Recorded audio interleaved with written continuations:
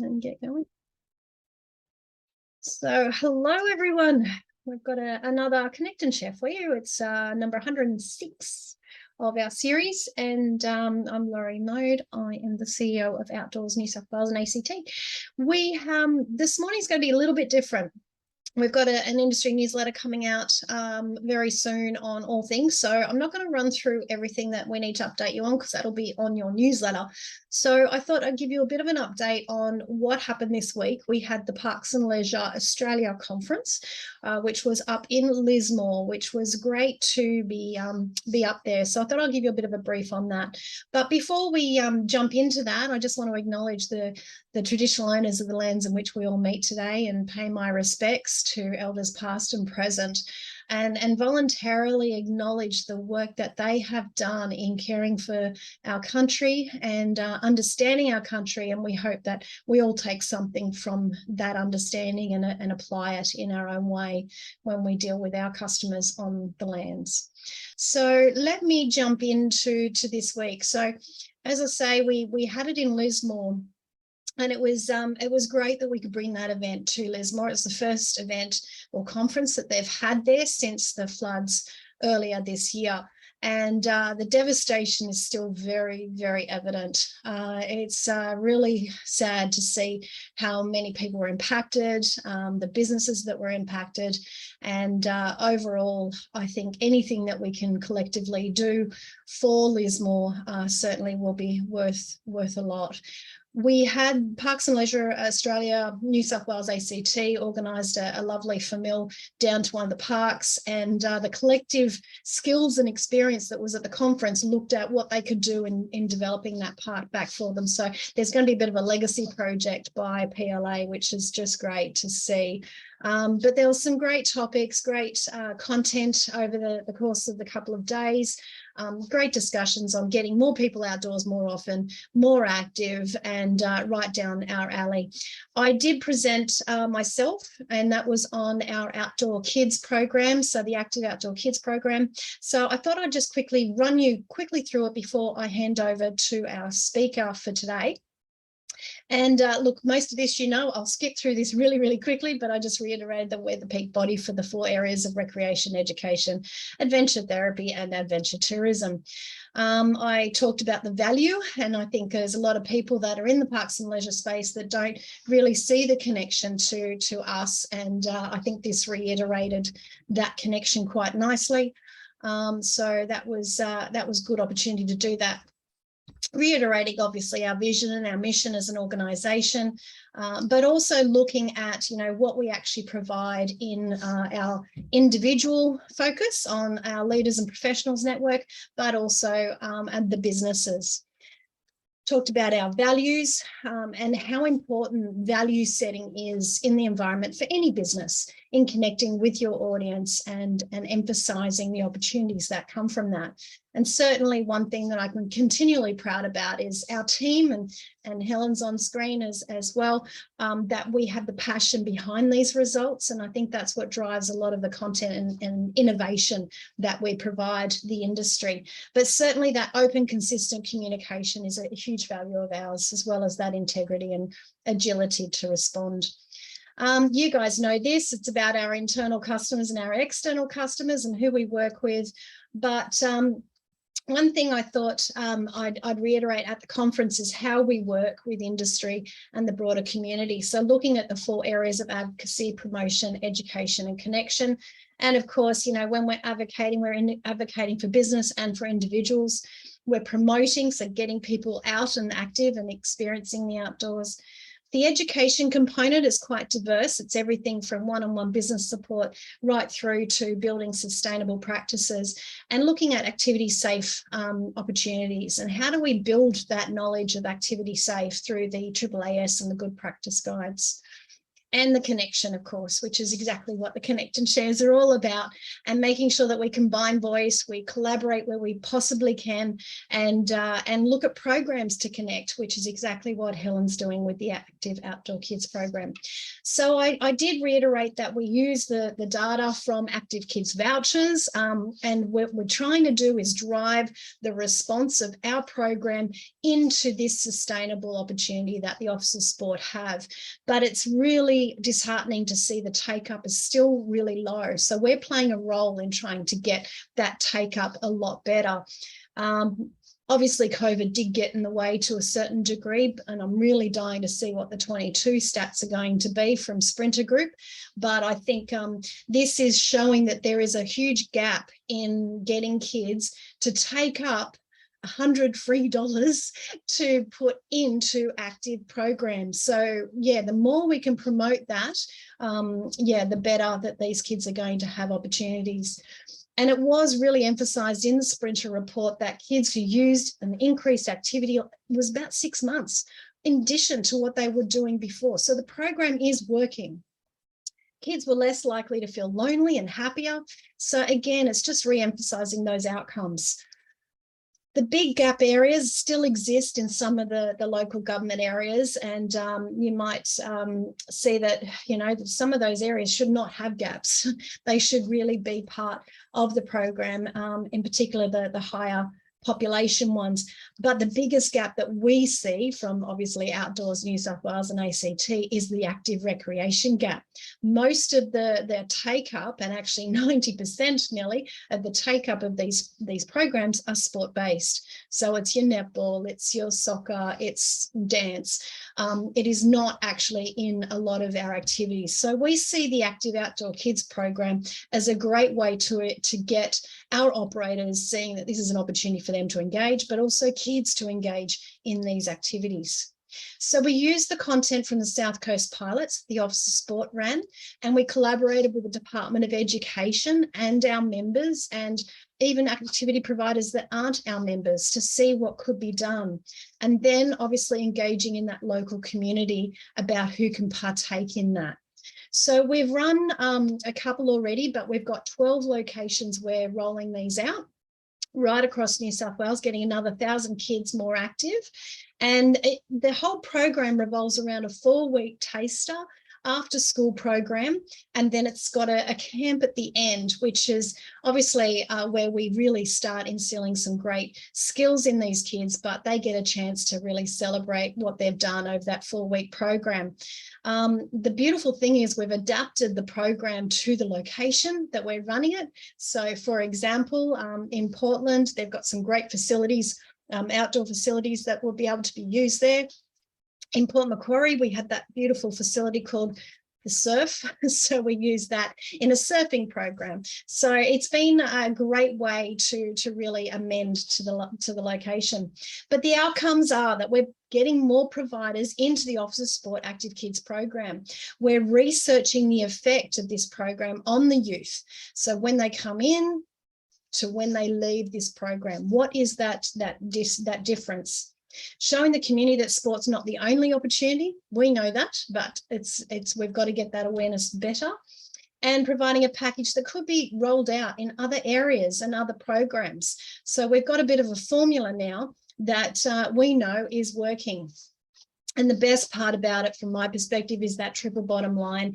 It's more kids have found that confidence, resilience, social skills through these activities that these kids wouldn't ordinarily do sport because they're not competitive. They don't want to be in a competitive environment. So getting them into these programs, they're still learning great skills, and they're getting a bit of a taster for what they could continue with as they progress through the program. And of course, the measured results. I'm really dying to see this, and we've really got the interim results, and now we're going to pull that out and give some qualitative and quantitative data on what that did for these kids already. But we're not quite there yet. One thing we do know is that the research, and I did reiterate this to the attendees at the conference, that there's been a lot of research already done in this space. around certainly the qualitative content when it comes to participation in the outdoors. And this is my favourite from OPRE, but now with this program, we can start looking at some quantitative data. And that's what's really exciting about the Active Outdoor Kids program. We do have some gap areas. You've already seen that. I don't want you to worry about that one. I just showed them the videos. But we do have these areas that we're working on at the moment. So I put a bit of a call out to those that attended the PLA, if they're in these regions, to come and talk to us. We've got a couple that have done that. So we'll start. Sorry, Helen, go for it. Someone from Dungog, we're now good for Dungog. Great. Okay, awesome. So we'll scrape that one off the list. That's great. Perfect. Yep, and certainly the Tweed. Oh, and Nambucca, and we're good for Nambucca now too. Okay, good, because they weren't there. So that's so the Tweed and Clarence Valley were the two that came to me and said that they might have some contacts. So they're certainly going to put in. So if anyone knows anyone in those other areas, please let us know. We'd love to get in touch because we've got some money to spend with them. But also we've got some kids that need to get outdoors and active. So yeah, so I just thought and of course I did a selfless plug, of course, for the National Outdoor Education Conference. There are some of the PLA guys that are very heavily into nature play. So that was a great opportunity to do that.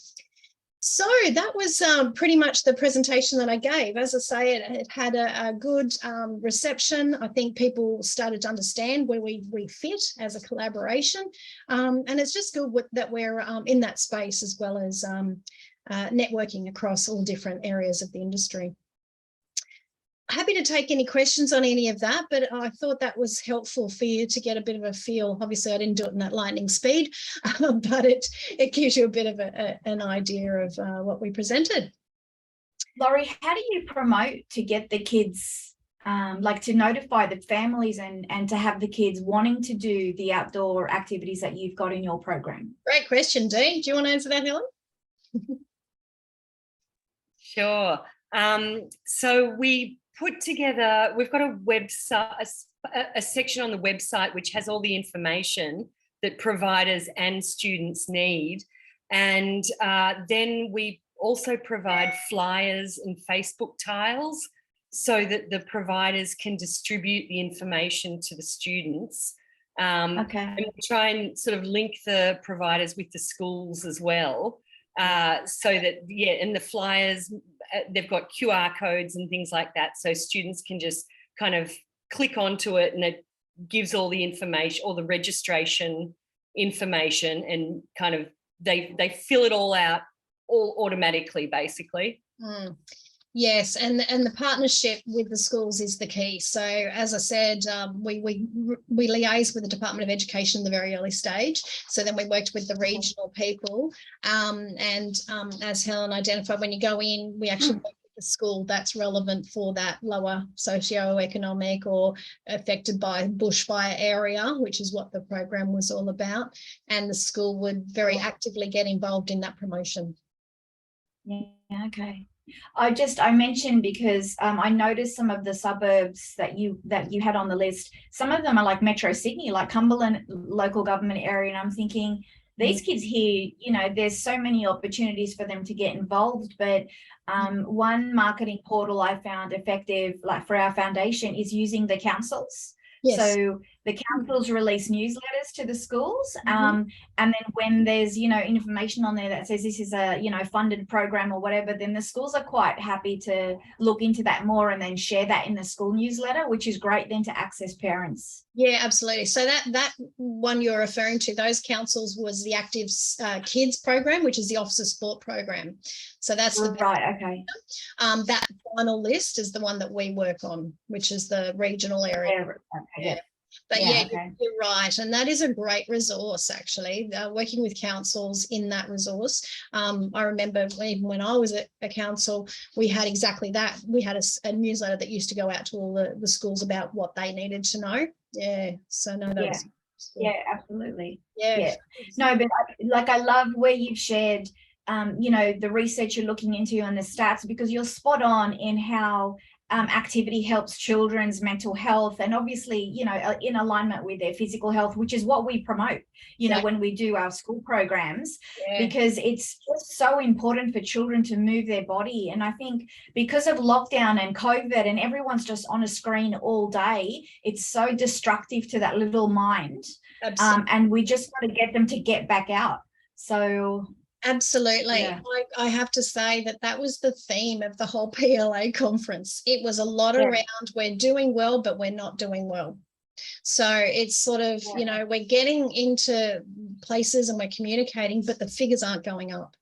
So, you know, that key of, and actually one fact which I was shocked at, which I must admit, now I think about it, probably makes sense, but over COVID, adult participation rose, but kids actually dropped through the floor.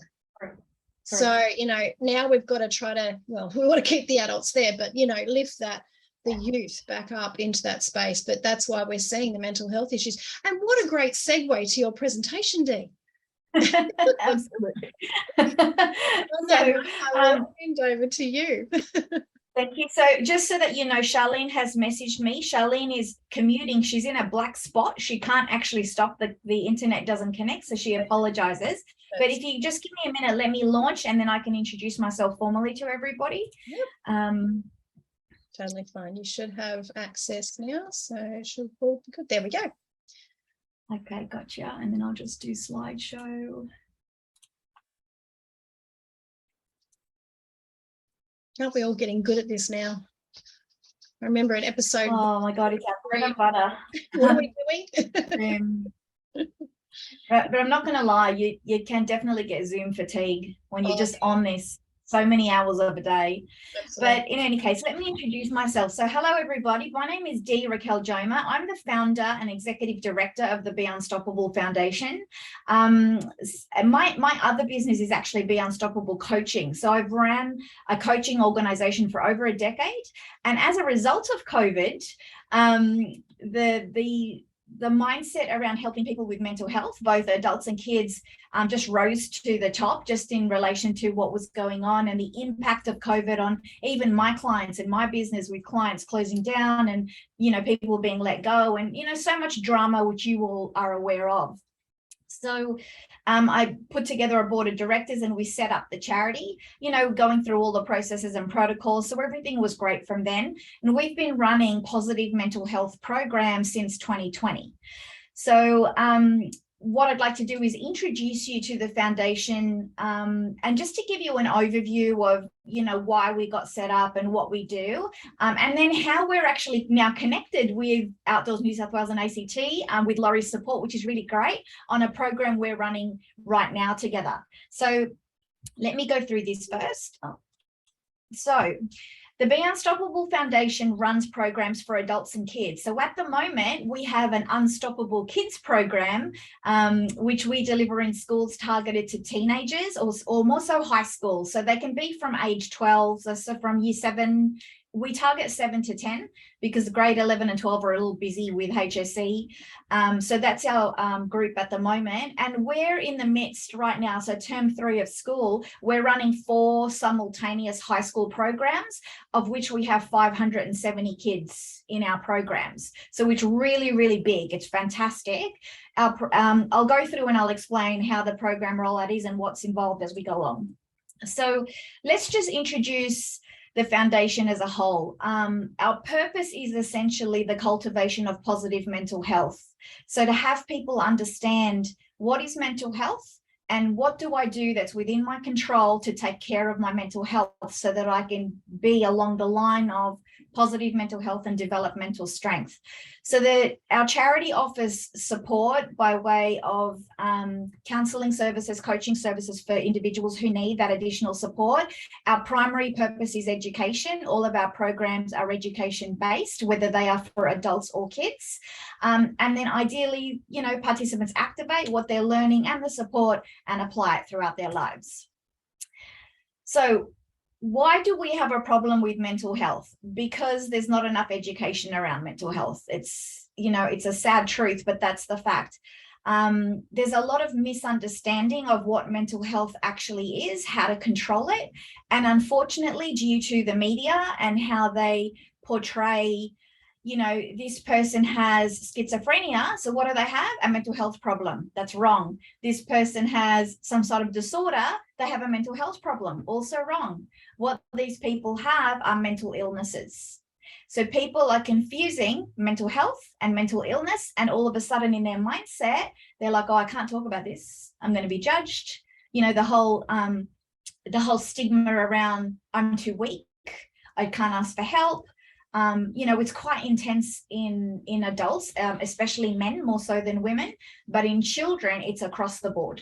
So there's a lot of confusion about mental health. So the programs we have are great in just clarifying what it is and what you can do to help yourself in a two-step process through our program.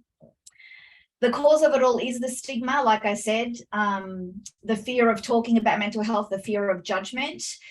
But the solution, as we've come up, is education. So educate adults and educate kids through various programs so they can moderate their mental health, because we all believe prevention is better than cure. So it's not about not having stress, and it's not about not being anxious, and it's not about not going through depression, because we're humans. We go through all of that. It's the passage of life and the challenges we get thrown, but it's about taking care of ourselves and working through these patches of low to get back up to a place of well-being or mental strength, even higher than that.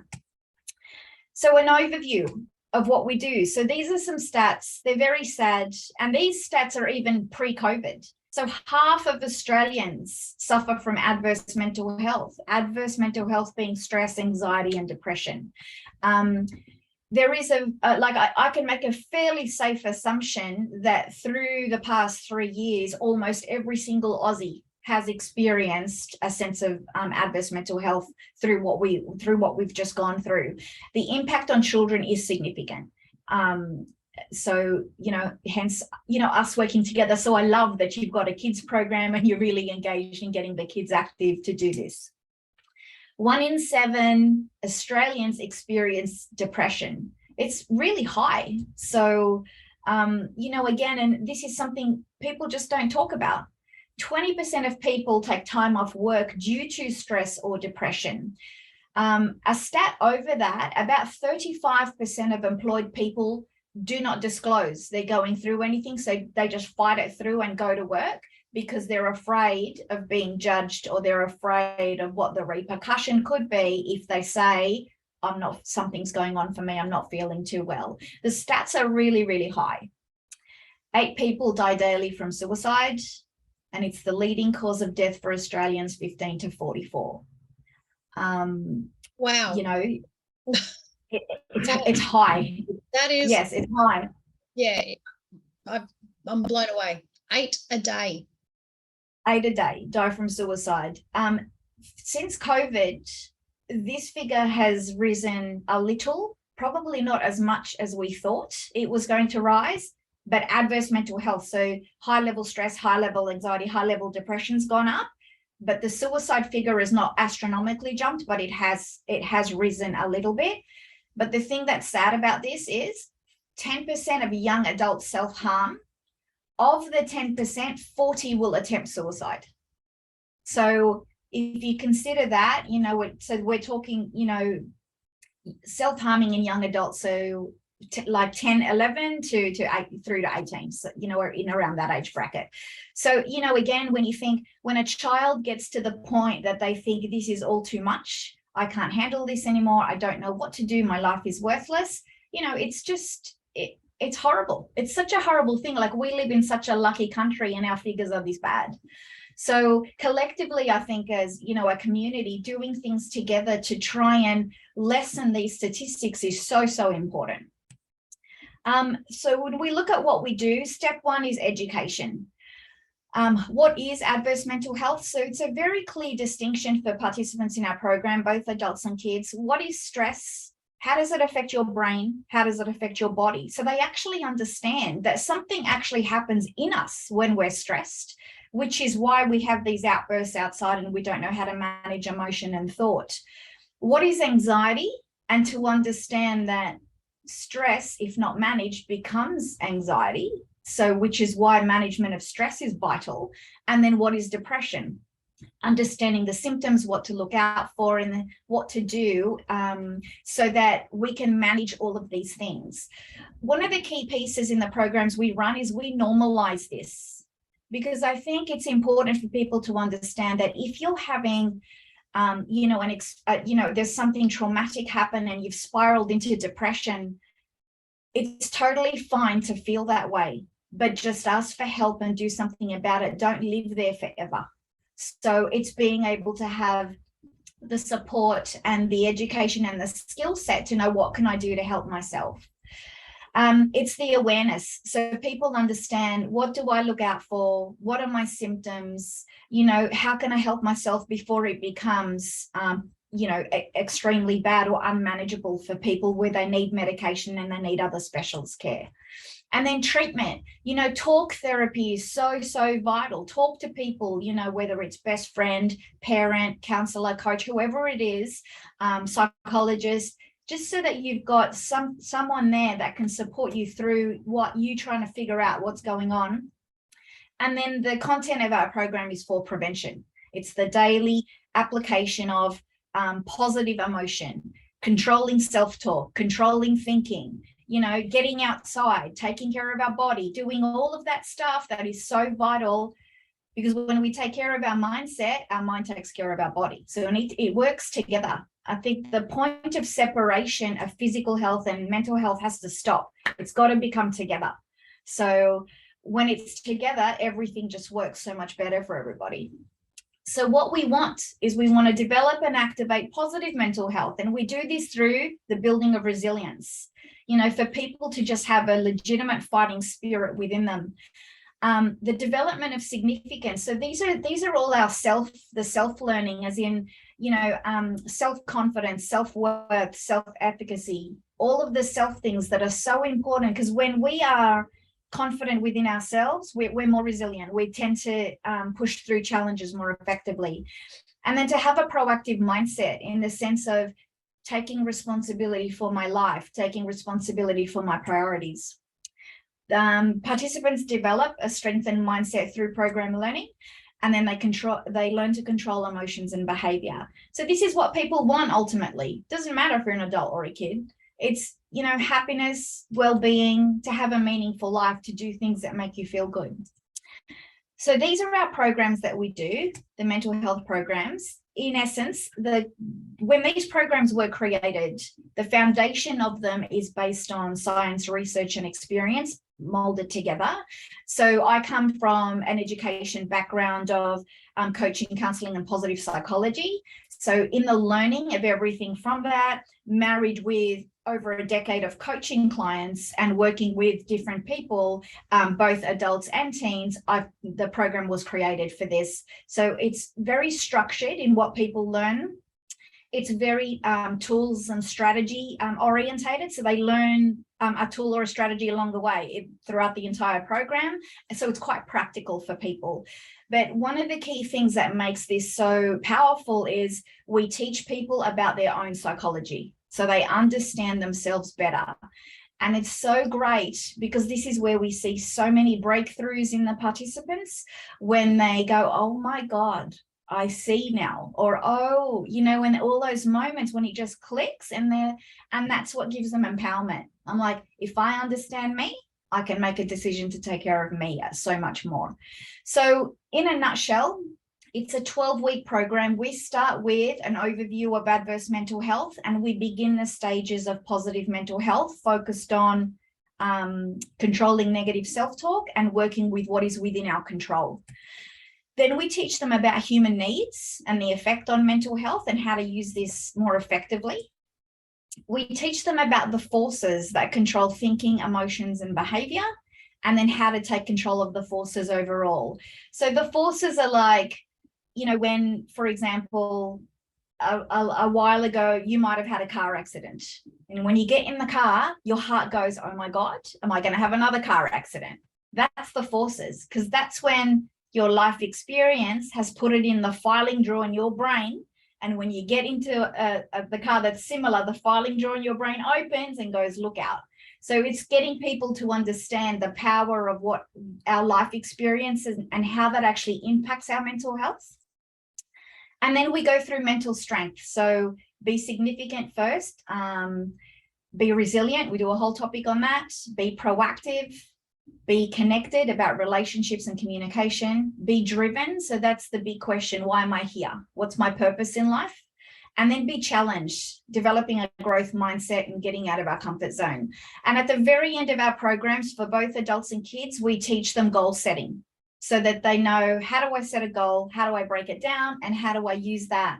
Because goal setting is really important for mental health. When they've got something to focus on and they're excited and it's for all different parts of their life. So our program for adults, we deliver them in 2 ways. So this is one-on-one. It's a 12-week program online.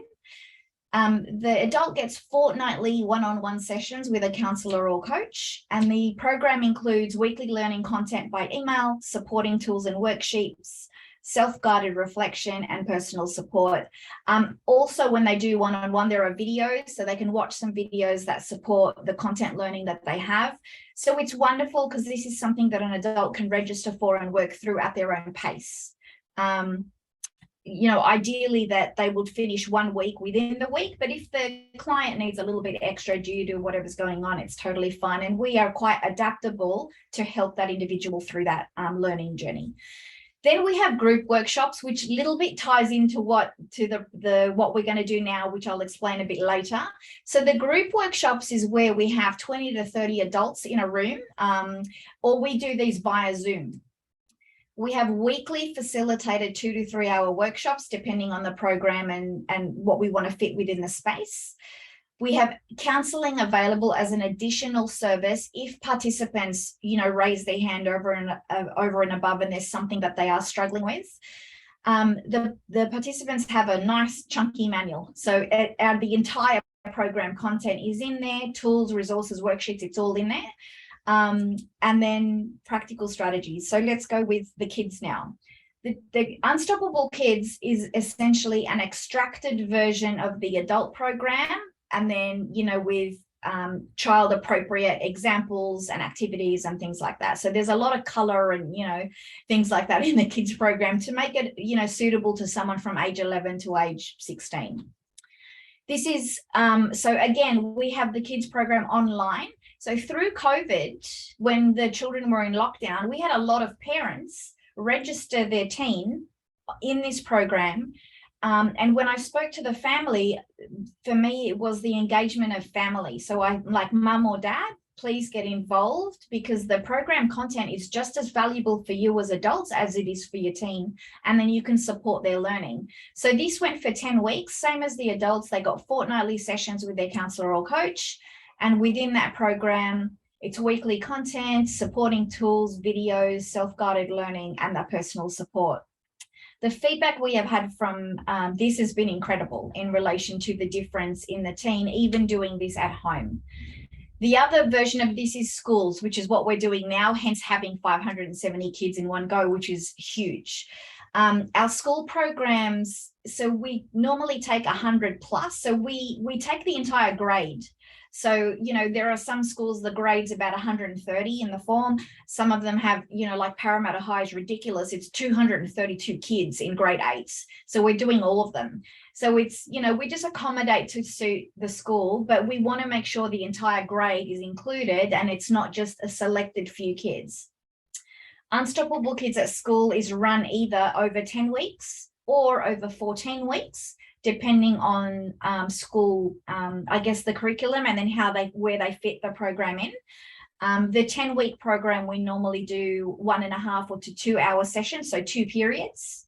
So they're in like a workshop class. The 14-week is just 1 period, so 1 class a week, and the kids come and go. We do include, especially for children, 60 hours of one-on-one counselling that's available for kids who need extra support, because unfortunately a lot of schools do not have this resource available to all the kids who need to talk to somebody. So that's just an additional service we give them. And then students are provided with a program manual as well. They understand adverse mental health. They learn positive mental health and mental strength. A huge one for the kids is learning stress management, and then learning how do I become resilient. Helping them with confidence, helping them with self-talk, because child self-talk is sadly quite negative in what they think of themselves, and the pressure from peers or family, and teaching them better communication skills, and then obviously goal setting at the end. So we do have in the pipeline a little kids program for primary kids coming up. This is coming soon. So this, will be targeted to 7 to 10-year-olds. So I guess middle, so maybe year 2, 3 to year 6. Again, helping them learn, how do I have a healthy mind? How do I have a strong mind? How do I manage when I'm feeling a bit stressed? And, there's a lot of pretty faces and brains carrying funny things and doing, so it's quite engaging and fun, but this is in development. So we want to teach the young kids to control emotion, to learn to have armor.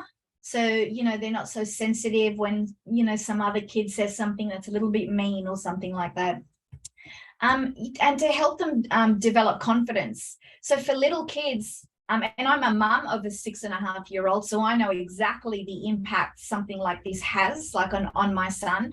But again, it's like, I utilize the Active Kids vouchers because I know how powerful it is when Joshua's out playing sport, out doing something, and then putting mental strength training together with someone so young is actually extremely effective. Teach them a few communication skills, and then again, goal setting appropriate to their age. So I'll give you a little bit of feedback we've had from our programs. So these are a couple of adults. I'll read them. I will be thankful to you forever for making me realize my own powers, core values and needs, my weaknesses and opportunities to grow, to break my habitual patterns that are not helpful, and to achieve miracles in my life. That's a very significant statement. Another one, I wanted more out of my life, meaning and purpose, yet I lack the confidence to assert myself. I have worked through some uncomfortable experiences that I have come to accept as who I am. I know I have choices, techniques, and tools to stop and breathe. I know I can stand strong. Like, beautiful. I'm going to get you to watch this video from Emma. It doesn't go for very long. So I have been asked to let you know what I feel about the Unstoppable program. I was lucky enough to get a position, a funded position, and I found it on Facebook as an ad, and I was just in a spot where I couldn't see how I could go forward. I didn't have any tools to help myself, and I was just desperate. And it flicked up, so I thought, righto, I'm going to give this a go. And I thought, heaven forbid, it's 12 weeks. How will I find time to commit to 12 weeks? But I have spent the last 12 years being so unhappy. And I thought, you know what, I'm going to give it a go. We'll see how we go. And I did the 12 weeks. They have been some of the most profound learnings I've ever had. And I feel like, as a mum of 2 little kids, I was given this amazing toolbox to grow as a person.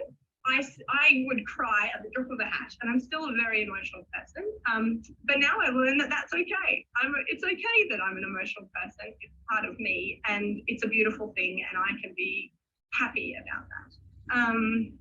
I was asked at the end of the 12-week program just to jot down 5 things that I felt about myself and what I had learned and grown through the process. And the things that I wrote were that I felt stronger, happier, healthier, braver, but I felt like I had been given a toolbox of wonderful tools that I can use every day, and then simple tools that make me look at life in a brighter manner, in a more positive way, and at myself in a positive light, which was something that I am so grateful for. But overall, the word for this program, if anyone was ever considering using it, is that I feel empowered. I feel like a mum who has the strength to be empowered to teach my children to be beautiful people, to be a role model myself from a mental health perspective, I didn't realize how much my adverse mental health was affecting everything in my whole life. I can't be more grateful to the beautiful women who run this program. And I mean that from the bottom of my heart. The old cliche, it's changed my life. Anyone who feels like a mum who just doesn't know where to turn, go here, because it's so empowering. You'll learn wonderful things, and these are happy tears. So they come on tap. They're great. But I couldn't advocate for this program more. And I'm so grateful that I got the opportunity, and I feel like the world's aligned that I could be part of it. And I am so much happier, and I know that I have the power to be the person I want to be, and I had no idea that I could. So I'm so grateful. Thank you to the Unstoppable Foundation. I can't express my gratitude in words enough. It's pretty. So I have been. It's pretty intense, right? Did you So cry? let's have a look.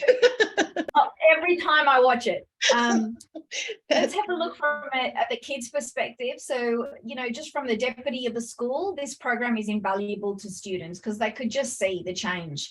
And then some of the kids, so these are age 11, 12 children. I have learned that mental health has many factors and that there is always a solution to them.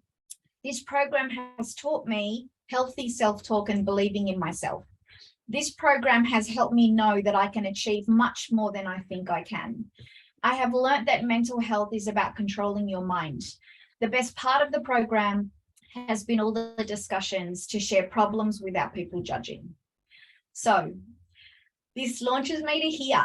The collaboration with Advantageous and Outdoors New South Wales and ACT, which is so exciting. So we won a grant from the government where they wanted to combine sports and mental health. Thank God, they should do this all the time. So, and here we are. So we are lucky. So we've got writing for positive mental health. And I've got another bonus thing, Laurie. As of Wednesday, we have Coles supporting our program to help us with discounts and gift vouchers to pay for some of the food, and so that we give the participants for brunch. Amazing. So well done. wonderful. Yeah, wonderful that they're supporting us with this too. So this is an incredible program funded by New South Wales Government Ministry of Health. Obviously delivered by us and supported by you, which is great. So the program in essence, so what we do is this. We're combining physical health and mental health. So it's a 12-week program. So it's on the basis of the adult program that we run. In the first instance, what we do, the participants go for a bike ride. So they're outdoors. So they're learning bike skills if they're new, if they're confident riders. So we break them up into two teams, and then so there's some bike learning, and then the ride goes for about 45-50 minutes, and then it's followed by the education program, which we do. This is fantastic because the community gets a holistic approach to caring for themselves, understanding how great it is to do a workout, then do some learning and practices for positive mental health. So they're getting educated, they're connecting, this strengthens, community bonding, and, they're able to better understand their mental health, which is really important to us, and what the things they can do to help themselves in the long term. So part run. Weekly hour-long bike rides in groups of 10. So we do, as of September, we will run 2 programs simultaneously. So we'll have 20 at a time, advanced riders, beginner riders together. Then we give them brunch. So hey, thank you to Coles for their support financially in that space. And then I deliver the positive mental health workshops. So like I said, one of the target groups we're working on here is the cold community, of which I'm sure you know Charlene, although she's not here today. So she's working with the cold community to get them in, as well as the Parramatta local government area open to community members to register. So we are right now delivering program 1, which will end in October. Program 2, 3 running simultaneous will begin end of September through to Christmas, and then programs 4 to 6 will be delivered in 2023. So a total of 10. We'll have 100 participants that will have, I guess, direct learning impact. But from our experience from the foundation, whenever we've had a participant, I can multiply it by 4, because it's always shared out to family, to best friend, to whoever. So the impact of the learning is significant, which is fantastic. Any questions? Just on the calls, just in case people aren't aware, that's culturally and linguistic diverse communities. Oh, yes, sorry, yes. Right. Okay. Round that up. Just no worries. Does anyone have any questions? No? All good? Away, I think. Thank you. That was my presentation to you today. That's great, Dee, and congratulations, really, for what you've achieved. It's so good, and I'm getting some private messages going, wow, this is amazing. So, yeah, thank you for those who've just done that. Big question, and I don't know if this is something that we can put an easy answer on, but I think back to when I was at school, which was too long ago. But, why is it so bad now? Or are we just more aware of the challenges? I mean, I remember even growing up, and it was sort of like, headspace is not there, suck it up, princess, get going. Why did we move from that to now really understanding a little bit more about it, I suppose, is the question. So I think it's a couple of things. One, the topic of mental health is more spoken about as a general rule. So when you were at school, or when I was at school, so I mean, I'm 46, I was at school a long time ago, we never ever discussed mental health. It wasn't even on anyone's radar. If you didn't feel well, like you said, it's just suck it up and keep going. You're having, you're angry. Well, okay, calm down. You're upset, go to your room. Or you're upset, here, have an ice cream. Oh, big mistake. So, you're conditioning the brain to go, how do I deal with my emotions? I should eat. Or what do I do if I'm angry? You're not even taught. So then we grow into adults, like our generation, we grow into adults. We don't even know what to do with our own state of mind. We don't know how to control our emotions. We don't know how to control thinking. But in the midst of, and I think COVID, I guess, did us a favor in a way, because mental health was on the news every single day. It was like staple topic. So everyone was thinking, well, what is it actually? But it's sad, like I said, that they still confuse it with mental illness because they associate it together, and it shouldn't be. Mental health is about well-being. So it's about people, having the mindset to understand there is so much I can do to take care of me. There is so much I can do to protect my emotion, to protect my mindset. And if I'm not feeling okay, it's totally fine. But please ask for help. Just talk to someone to stop the spiral into let me self-harm or let me suicide because I can't deal with my life. Yeah. So, does that help? Does that answer your question? No, thank you. And I think even the census, the results of the census certainly emphasised, I can't remember the stats, I think it was 45% of all people are really put down that they're suffering mental health now. So it was great. Absolutely. The census even went into that question. And remember, we are a culturally very diverse country, and sadly, even through the diversity, there are still cultures where this is a taboo topic. Where we have male domination within a family, where we have people that talk down to other people, and it's literally suck it up because that's the way it is. And these people, that. And they just think, oh, I don't know what to do. This is how it is. So in their minds, they just have to live with it for the rest of their life because that's what they see. So for us to be able to, from a school space, to speak to these kids to understand, no, this is not how it has to be. And these are skills you can learn. Just learn to protect yourself until you move out and then do what you need to, it's just things like that. It's just arming them with the small things that help them. Yeah, and I think you're right. I think you said it before too. If this is not dealt with, it causes systemic other issues, you know, and that's like domestic violence and all of those other absolutely things that we're dealing with in our absolutely yeah. Thank you so if much. you think about it, someone who's in a positive mental and emotional space is not violent. No. So that just says a lot. So there's, you know, I'm not excusing TV by any means. I'm totally against it, but it's something that's going on in a man that he didn't even manage when he was a boy, and it's just there. So yeah, look, it's sad, but anyway. And surprisingly, even when I was at a council managing a community development area, I was shocked at how many women were the offenders as well in domestic violence. So, you know, it's quite across the board. But no, thank you. They were fighting over toilet paper. Just crazy. But thank you everyone. Thank you, and it's going to be a great topic that we continue with, and I suppose the theme for this month's newsletter hits on an area that Dee spoke about, which is the kids' confidence. And through the program that I've been doing with the REAP team of Department of Education, my visits to the schools have, I think I even mentioned it at the happy hour last week, it was quite resonating for me, the comments that the kids were making in reference to their what they wanted to do when they left school. And it really sensed this thing of, I lack confidence to even try anything other than what the teachers have told me.